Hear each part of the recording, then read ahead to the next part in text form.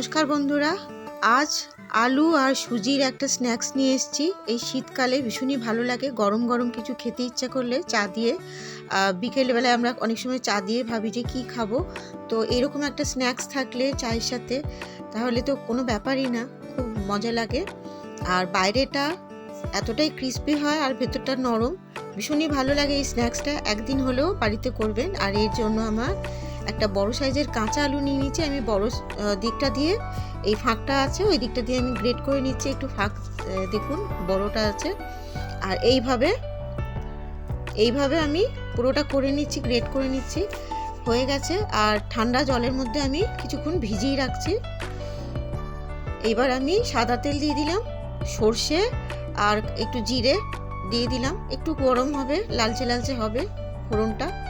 তারপর আমি একটু মাঝারি সাইজের একটা পেঁয়াজ কুচি দিয়ে দিলাম, কুচো করা পেঁয়াজ দিয়ে পেঁয়াজটা অল্প একটুখানি ভাজা হবে। ভাজা হয়ে গেছে আমার। এবার 2 বাটি জল দিয়ে দিচ্ছি। বন্ধুরা, আপনারা সুজিটা যতটা নেবেন, আমি এখানে যেরকম 1 বাটি সুজি নিয়েছি, তো 2 বাটি জল দিলাম। তো এইটা কিন্তু পরিমাণটা মাথায় রাখতে হবে। এবার আমি জল ঢালার পর, আমার জল গরম হয়নি, এখনও ফোটেনি। তো আমি এই সময় যেহেতু কাঁচা আমি আলু দিয়ে করছি, তো আলুটা এখন দিয়ে দিলাম। আর একটু নুন দিয়ে দিলাম পরিমাণ মতন। এবার আমার জলটা গরম হয়ে এসছে, তো আমি 1 বাটি সুজি দিচ্ছি। এই যে দেখুন, সুজিটা আমি 1 বাটি দিচ্ছি। আর সেই অনুযায়ী আমি পরিমাণটা আর কি জলটা রেখেছি, আপনারা এটাই খেয়াল রাখবেন। আমি একটু ঢাকা দিয়ে দেবো, যেহেতু আলুটা কাঁচা আছে, 2 মিনিট ঢাকা দিলেই হবে।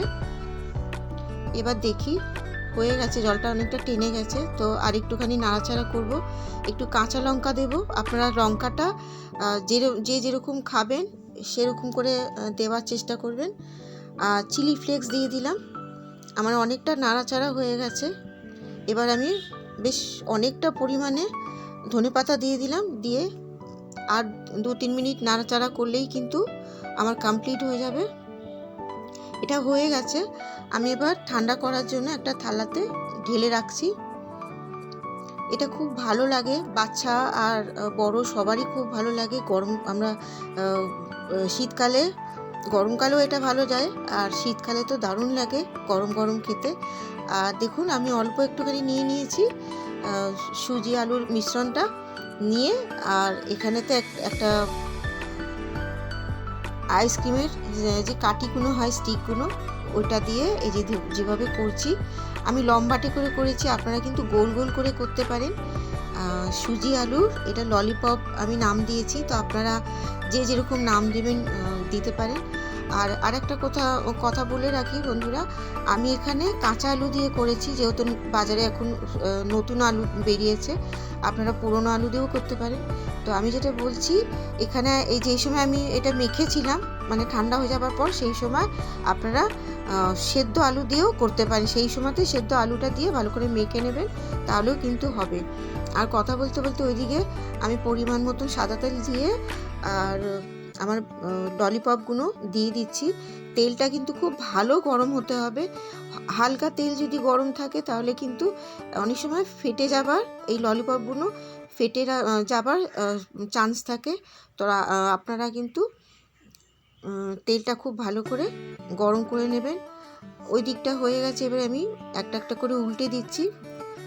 একটু ভালো সোনালি সোনালি হলে, একটু লালচে লালচে ভালো হলেই, এই যে দেখুন খুব ভালো হয়ে গেছে, লালচে লালচে। এবার আমি তুলে নিচ্ছি। আর আমার 4টে হয়ে গেছে। আর বাদবাকিগুলো আমি দিয়ে সব কটা, এই যে সব কটা বাদবাকি হয়ে গেছে, আমার ভাজা হয়ে গেছে। এগুলো বাদবাকিগুলো যেগুলো ছিল, এই যে দেখুন। তো সব কটাই আমি আবার তুলে নিচ্ছি। আর আপনারা সুজি আলুর ললিপপ কেমন লাগলো আপনারা আমাকে জানাবেন। ভালো লাগলে লাইক, কমেন্ট, শেয়ার করবেন বন্ধুদের মধ্যে। আর আপনারা সবাই ভালো থাকবেন। নমস্কার।